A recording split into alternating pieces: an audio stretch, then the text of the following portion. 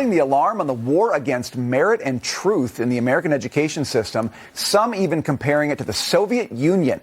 Here to talk about it, Campus Reform Higher Education Fellow and Associate Professor at Temple University, Ilya Buynevich. Professor, thank you for being with us today.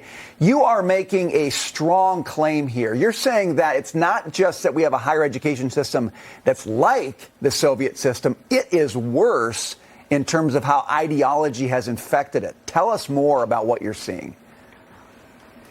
Good to be with you, Brian. Thank you for the opportunity. Yeah, I grew up in Ukraine during Soviet era, and starting with acceptance and all the way through school and through college, merit still triumphed because at some point we still needed to grow crops, make rockets for good or bad.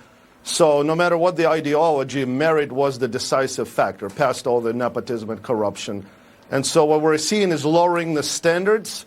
I think even the fact that we're discussing the alternatives to merit is a bit alarming. And I would argue the way we had it, I would argue raising the standards, making everybody excel is the way to go. Just like we do in the Olympics, we want to train everybody so they can excel and go for the gold medal. We don't slow down Usain Bolt at the 100-meter run or put hurdles in front of him so he can go a little slower. Professor, so that's my message from that article. Talk to us about raising the bar and excelling to that point. It's interesting on this program, we've talked a lot about if you raise the bar, kids can usually rise and meet the occasion.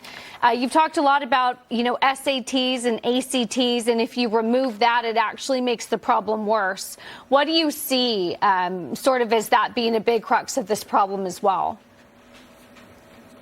Well, as long as there are any other ways of measuring merit, we can argue about other tests.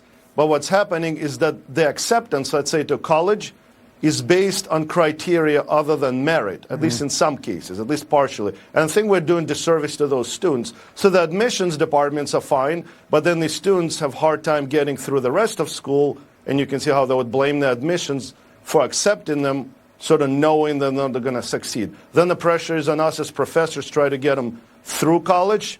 But unless we're raising grades artificially on some students and not others, it's not going to work. So there's no clear guideline, especially the last few years where we have to use other criteria. There are no clear guidelines on how we even institute these policies, what I call other than merit. But Ilya, I think merit still works. I can tell you that personally, I don't want to go see a lawyer who hasn't taken the LSAT or have a surgeon who was admitted because of affirmative action criteria, a pilot that took an easier test that's flying my plane. What kind of messaging is this sending globally to leaders across the world who are actually training their kids harder to eat America's lunch? What does that tell the world about what's happening here at home?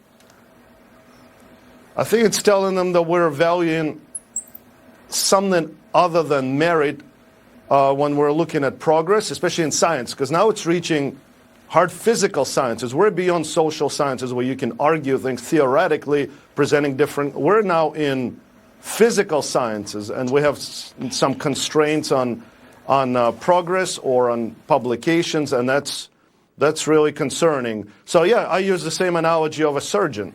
If I'm in a surgery room, just finish the sentence. I know you have the best surgeon operating on me, but I would rather have, and then finish the sentence. What other doctor would you like than the best? Professor, competency makes a difference between life and death, eating and not eating. You cannot deny reality in education. Thank you for your message. We really appreciate you being with us today.